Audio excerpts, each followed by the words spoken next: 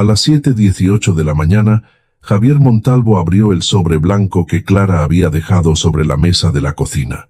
Dentro, no había una nota de enfado.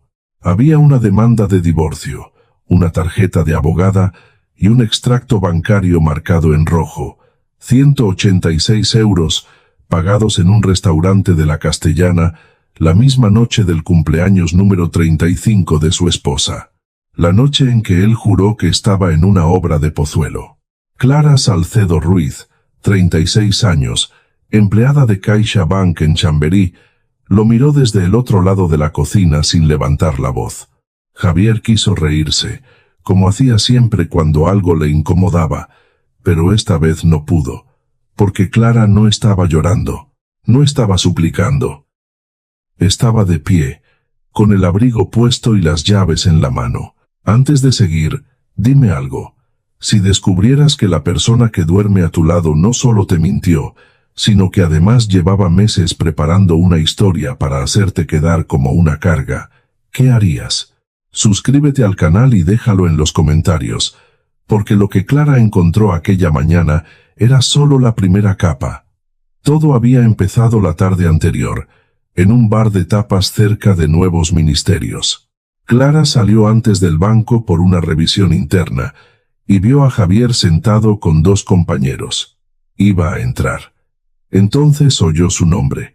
Clara no se irá nunca, dijo él, tranquilo, con un vermut en la mano. Después de 13 años, sé perfectamente cómo es. Ella necesita más de mí que yo de ella. Clara no entró.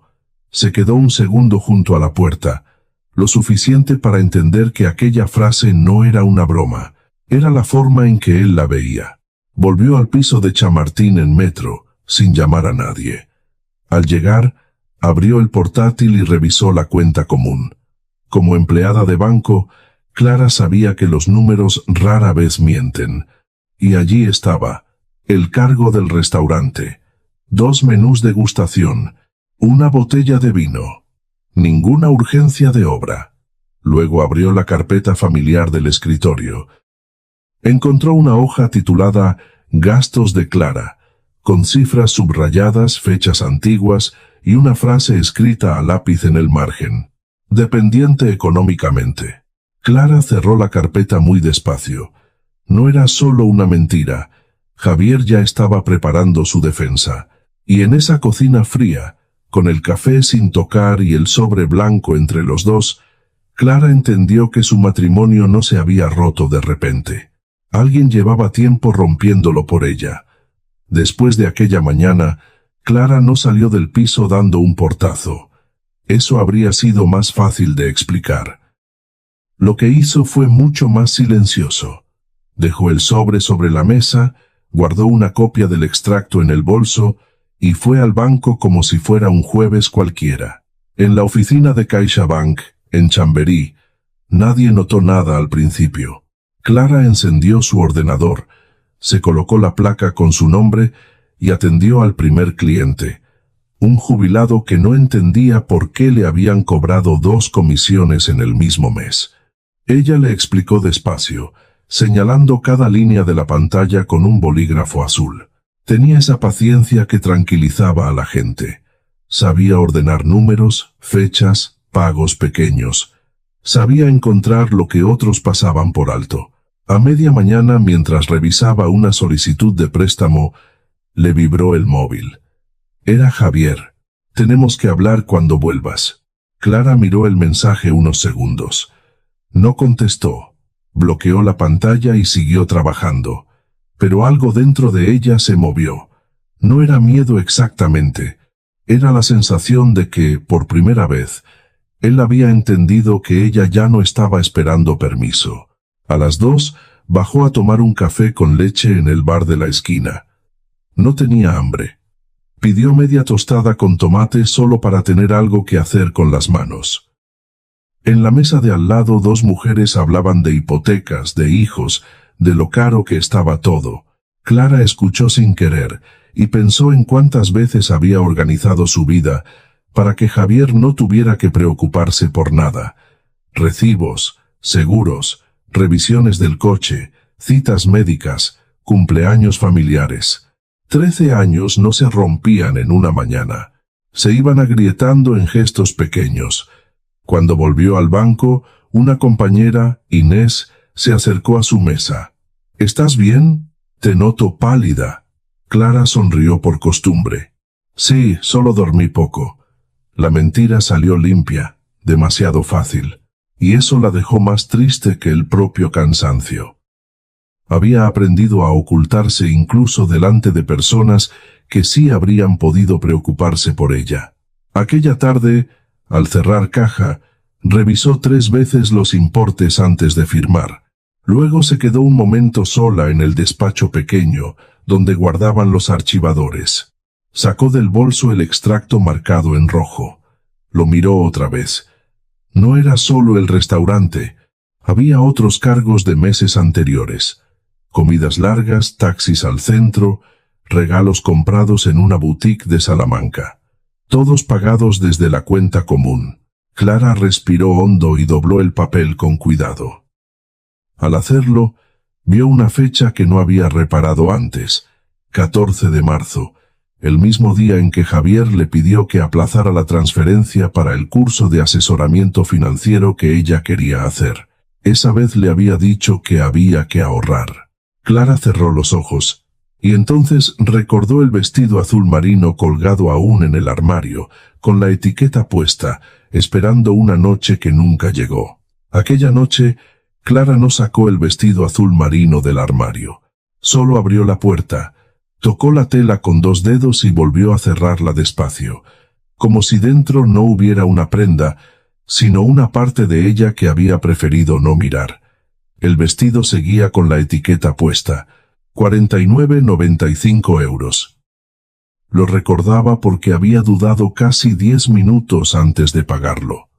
En la tienda de la calle Fuencarral, la dependienta le había dicho que le quedaba muy bien, que ese color le iluminaba la cara.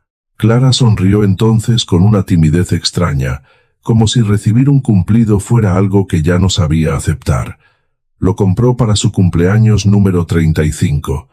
No quería una gran fiesta, solo una cena tranquila con Javier, una mesa pequeña, una copa de cava y la sensación sencilla de que alguien había pensado en ella.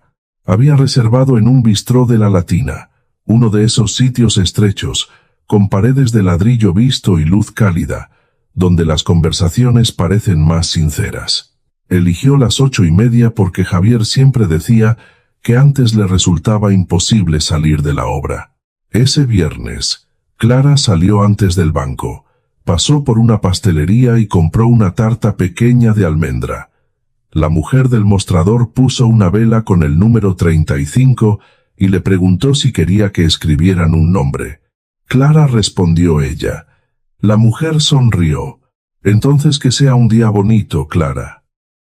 En casa, Clara colocó la tarta en la nevera, planchó el vestido, se pintó los labios con un tono suave y dejó 2 copas sobre la mesa. A las 8 menos cuarto, Javier todavía no había llegado. A las 8 le escribió. ¿Vienes de camino?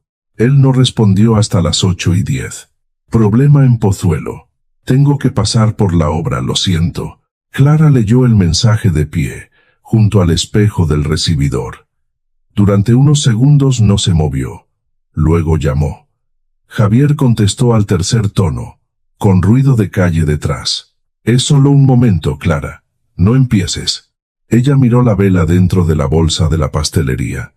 Es mi cumpleaños. Hubo una pausa breve, no de culpa, sino de impaciencia. Lo sé. Pero no puedo dejar tirado un proyecto por una cena. Aquella frase se quedó en la casa más tiempo que él. Clara fue al restaurante de todos modos. No por orgullo, sino porque no quería quedarse sentada en el sofá, esperando otra disculpa a medias. El camarero la reconoció por la reserva. Mesa para 2, ¿verdad? Ella tardó un poco en contestar. Sí, pero seré solo yo. Le sirvieron una copa de cava. La segunda copa quedó boca abajo, limpia, inútil, frente a ella. Clara comió despacio, sin mirar demasiado alrededor. Cuando trajeron la tarta, el camarero bajó la voz. ¿Quiere que la retiremos? No, dijo ella. Déjela. Encendió la vela. Pidió un deseo que no supo formular y la apagó sola.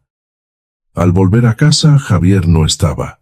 Llegó casi a medianoche, oliendo a colonia fresca y a vino.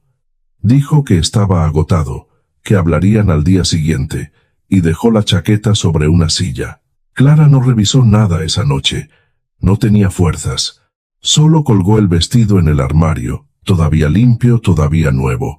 Pero antes de dormir vio algo en el bolsillo interior de la chaqueta de Javier. Una tarjeta negra de un restaurante de la Castellana. No la sacó. Aún no. A la mañana siguiente, Clara se levantó antes de que sonara el despertador. Javier dormía de lado, respirando con la tranquilidad de quien no cree haber hecho nada grave.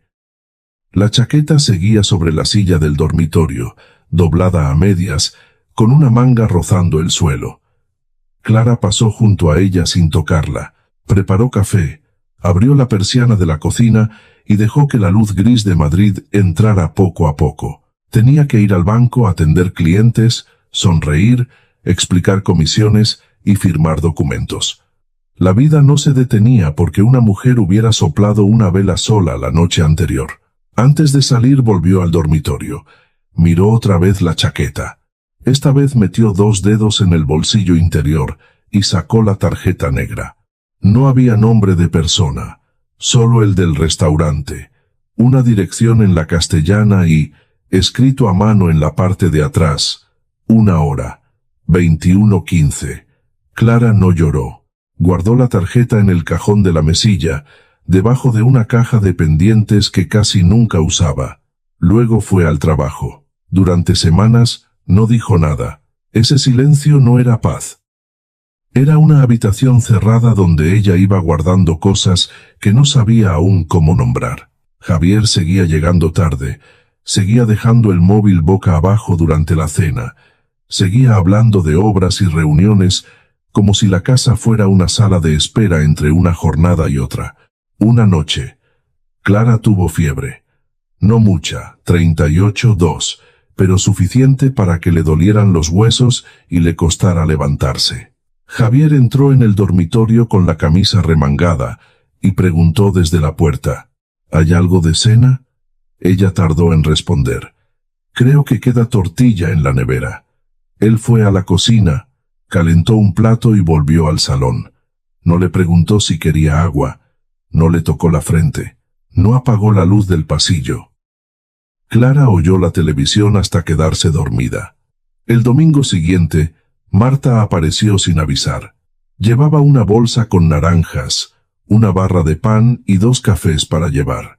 Marta trabajaba como enfermera en el Hospital Clínico San Carlos, y tenía esa manera de mirar que no dejaba esconder demasiado. «Tienes mala cara», dijo, dejando la bolsa sobre la encimera. «Estoy cansada». «No te he preguntado si estás cansada». Clara intentó sonreír, pero no le salió. Marta abrió la nevera. Vio la tarta de almendra todavía dentro, seca en los bordes, con la vela número 35 envuelta en una servilleta. No dijo nada al principio.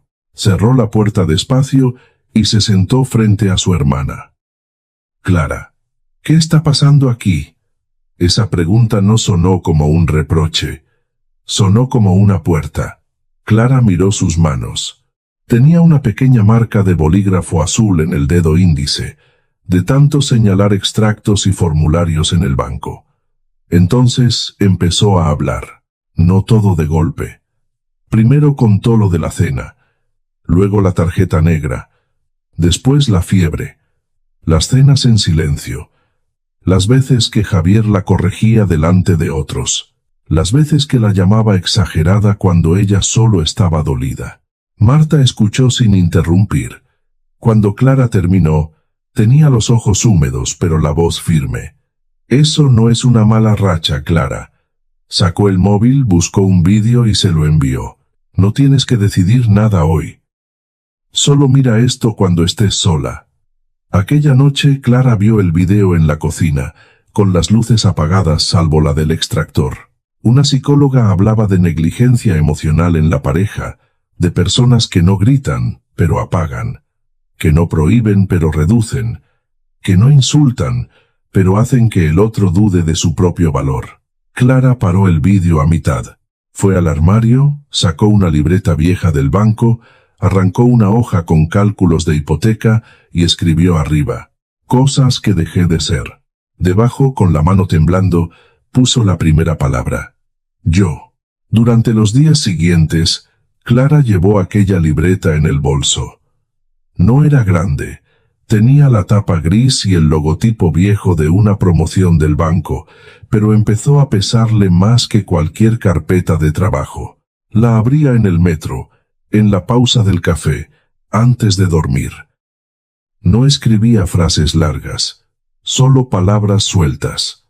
Acuarela, Granada, curso financiero, dormir tranquila, reír sin medir el volumen, decidir sin pedir perdón. Cada palabra parecía pequeña, pero al verla escrita, Clara entendía algo que dolía. No había perdido esas cosas de golpe. Las había ido dejando en la puerta de la casa, una por una, para no incomodar a Javier. En el banco, empezó a mirar su propia vida con la misma atención con la que revisaba los movimientos de un cliente preocupado. Un cargo por aquí, una renuncia por allá, una cena aplazada, una compra cancelada, un silencio aceptado. Todo tenía fecha, aunque no apareciera en ninguna cuenta. Una tarde, mientras ordenaba expedientes de préstamos en el archivo, Inés le dejó sobre la mesa un folleto de un centro comunitario de Lavapiés. Buscan a alguien para dar una charla sencilla sobre ahorro y fraudes bancarios para mujeres, le dijo. He pensado en ti. Clara miró el papel. Iban a pagar poco, casi simbólico, pero no fue eso lo que le llamó la atención. Fue el título: Entender tu dinero es entender tus decisiones. Lo dobló y lo guardó en la libreta. Esa misma semana Javier empezó a mostrarse más cuidadoso, pero no más cercano. Llegaba a casa con una amabilidad rara, como quien limpia una superficie solo porque sabe que alguien la va a revisar. Le preguntaba si había comido, pero no escuchaba la respuesta. Le tocaba el hombro al pasar, pero con prisa. Dejaba el móvil lejos de la mesa, pero boca abajo. Clara ya no buscaba señales de amor, buscaba contradicciones. El jueves salió antes del banco por una revisión interna que terminó a media tarde. Caminó hacia Nuevos Ministerios para despejarse antes de coger el metro. Hacía frío, y Madrid tenía ese ruido seco de los días laborales. Tacones, autobuses, motos, gente hablando por teléfono como si todo fuera urgente. Al pasar frente a un bar de tapas, vio a Javier junto a la ventana. Estaba con dos hombres de su empresa. Sobre la mesa había vermut, aceitunas y una cuenta doblada bajo un vaso. Clara se detuvo. No pensó en espiar. Pensó en entrar y saludar. Entonces oyó una risa. La de tu cumpleaños fue buena, dijo uno de ellos. ¿De verdad le dijiste que era por una obra? Javier sonrió, sin vergüenza. Clara se enfada, pero luego se le pasa. Siempre ha sido así. El otro preguntó algo más bajo, pero Clara alcanzó a oír la respuesta. No, hombre. Clara no se irá nunca. Después de 13 años, sé perfectamente cómo funciona. Ella necesita más de mí que yo de ella. La frase no la atravesó como un cuchillo. Fue peor. La ordenó por dentro. Clara entendió que su dolor no había sido un accidente para Javier. Era una ventaja. Él había aprendido a usar su paciencia como si fuera una correa invisible. No entró. No le escribió. No llamó a Marta.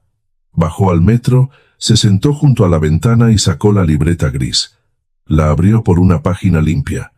El tren arrancó con un golpe suave. Clara escribió una sola palabra en la parte superior. Salida. Debajo hizo 3 columnas. Dinero, documentos, abogada. Y mientras el túnel oscurecía el cristal, Clara vio reflejado su propio rostro. No parecía feliz. Todavía no. Pero por primera vez en mucho tiempo, tampoco parecía perdida. Al llegar a Chamartín, Javier aún no estaba en casa. Clara fue directa al dormitorio, abrió el armario y sacó una caja de zapatos donde guardaba recibos antiguos. Buscaba papeles. Encontró algo distinto. Un sobre cerrado con su nombre escrito a mano. Y la letra no era de Javier. Clara sostuvo el sobre entre las manos varios segundos antes de abrirlo. Reconoció la letra al mirarla mejor. No era de Javier, era suya. Una letra más redonda, más joven, escrita con un bolígrafo azul que seguramente ya no existía. Lo había olvidado. Dentro encontró 3 cosas. Un folleto doblado de un curso de asesoramiento financiero personal. Un recibo de preinscripción de 312 euros y una nota pequeña, escrita por ella misma casi 2 años antes. Cuando pueda vuelvo a esto. Clara se sentó en el borde de la cama. Recordó aquella tarde. Había querido hacer el curso para crecer dentro del banco, quizá pasar algún día a un puesto de orientación financiera.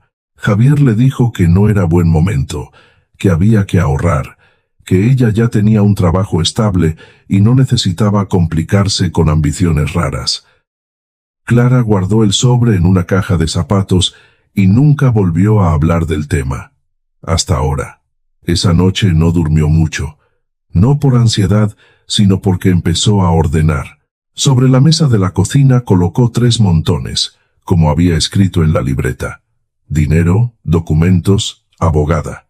En el primero puso sus nóminas, la cartilla de la cuenta común, los recibos de sus pequeños ahorros. En el segundo, facturas de luz, seguros, pagos del coche, gastos de comunidad, extractos donde aparecían cargos que Javier siempre había llamado cosas de trabajo. En el tercero, todavía vacío, dejó el folleto del centro de lavapiés. A las 6:30, mientras Javier se duchaba, Clara hizo fotos de todo con el móvil. No escondía pruebas para atacar. Las reunía para no quedarse indefensa. En el banco, pidió su pausa de media mañana y llamó al número del centro comunitario. La atendió una mujer llamada Pilar, de voz rápida y amable. Le explicó que buscaban a alguien que pudiera hablar claro, sin tecnicismos, sobre cuentas, ahorro, fraudes y dependencia económica. No soy conferenciante, dijo Clara. Mejor, respondió Pilar. Necesitamos a alguien que hable como una persona real. La primera charla fue un martes por la tarde, en una sala pequeña de lavapiés con sillas desparejadas y una pizarra que no borraba del todo. Fueron 8 mujeres. Una llevaba uniforme de limpieza. Otra empujaba un carrito de bebé. Una señora mayor sacó una libreta de cuadros y apuntó cada palabra. Clara empezó nerviosa, con las manos frías. Pero cuando explicó cómo leer un extracto bancario, cómo distinguir un gasto compartido de un gasto impuesto, cómo abrir una cuenta propia sin sentir culpa, su voz cambió. No se hizo más alta. Se hizo más firme. Al terminar, una mujer se acercó y le dijo: «Ojalá alguien me hubiera explicado esto antes de firmar lo que firmé». Clara volvió a casa con 60 euros en efectivo en un sobre marrón. No era mucho, pero lo guardó en un cajón separado, debajo de la libreta gris, y sintió algo que no sentía desde hacía años: una puerta pequeña abriéndose. Durante las semanas siguientes, dio 2 charlas más en Carabanchel, luego otra en una asociación de mujeres cerca de Embajadores. Cada vez llegaban más preguntas. Cada vez Clara volvía con algo de dinero y con una certeza mayor. No estaba solo enseñando a otras, se estaba enseñando a sí misma a salir. Un viernes pidió cita con Lucía Rivas Ortega, abogada de familia en calle Génova. Fue con una carpeta azul, separadores adhesivos y todos los documentos ordenados por fecha. En la sala de espera, mientras escuchaba el ruido bajo del tráfico, Clara miró sus manos. Ya no temblaban. Lucía revisó los papeles durante casi 20 minutos sin interrumpir. Después levantó la vista. «Javier va a intentar presentarte como dependiente económicamente». Clara tragó saliva. Lo sé.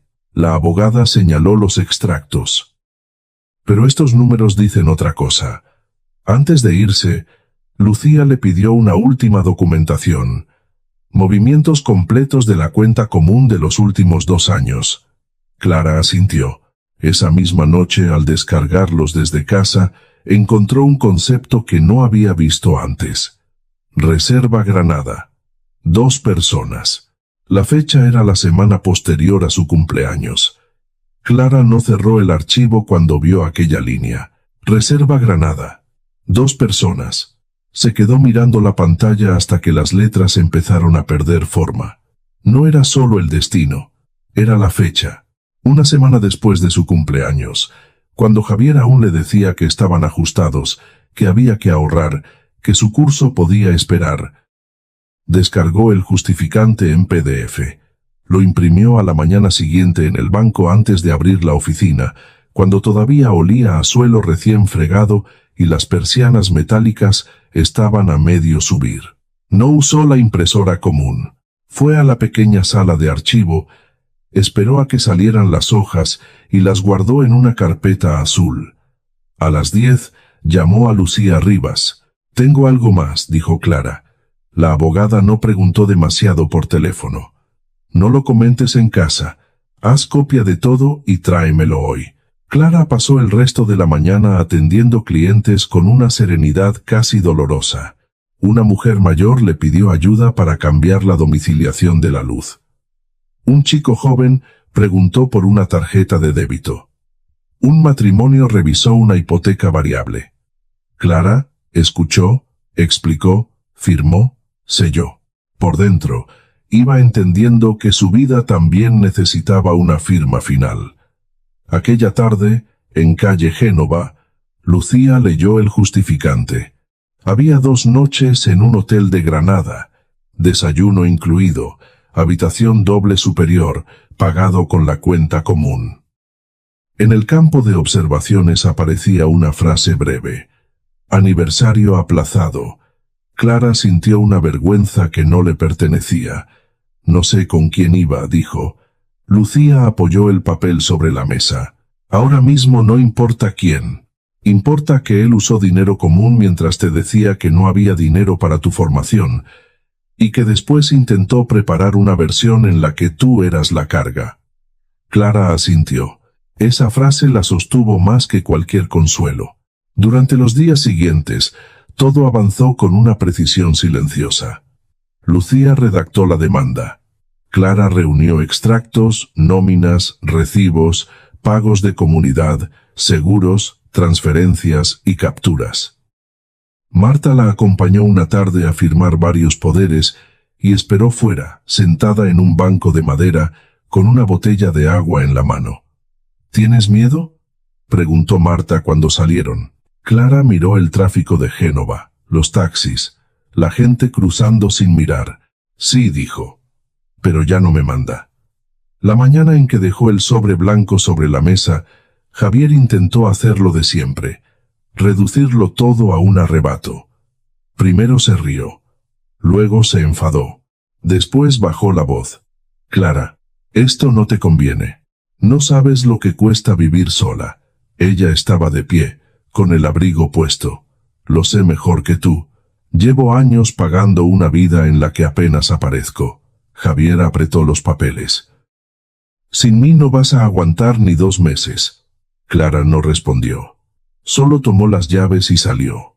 Al cerrar la puerta, no sintió triunfo. Sintió aire. La reunión de mediación llegó 3 semanas después. Fue en un despacho sobrio, con una mesa larga, botellas de agua pequeñas y carpetas demasiado nuevas. Javier llegó con su abogado y una expresión preparada. Clara llegó con Lucía y la carpeta azul. Al principio, Javier habló como si estuviera presentando un informe de obra. Dijo que siempre había sostenido la casa, que Clara era buena persona pero poco práctica, que no entendía ciertos gastos, que él no quería conflicto. Lucía dejó que terminara. Luego abrió la carpeta. Primero puso sobre la mesa los ingresos de Clara. Después, los pagos mensuales que salían de su nómina. Luego, los cargos personales de Javier desde la cuenta común, restaurantes, taxis, regalos, la reserva de Granada. Por último, aquella hoja titulada Gastos de Clara, con las palabras dependiente económicamente escritas al margen. El abogado de Javier pidió un receso. Nadie levantó la voz. No hizo falta. Javier miró los papeles y por primera vez no encontró una frase con la que quedar por encima. Clara lo observó sin rabia. Había esperado años a que él la viera.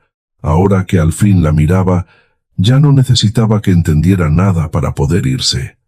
Cuando volvieron, la propuesta cambió. Javier aceptó retirar cualquier mención a dependencia económica, aceptó revisar los cargos personales pagados con dinero común. Aceptó una compensación que antes había negado incluso como posibilidad. Al salir al pasillo, él la llamó. Clara. Ella se detuvo, pero no se acercó. Javier tenía la voz más baja que nunca. Yo no pensé que llegarías hasta aquí. Clara lo miró con una calma que le costó 13 años construir. Ese fue tu error, Javier. Pensar que porque yo callaba, no estaba aprendiendo. Él bajó la vista. En su mano aún llevaba una copia de la reserva de Granada.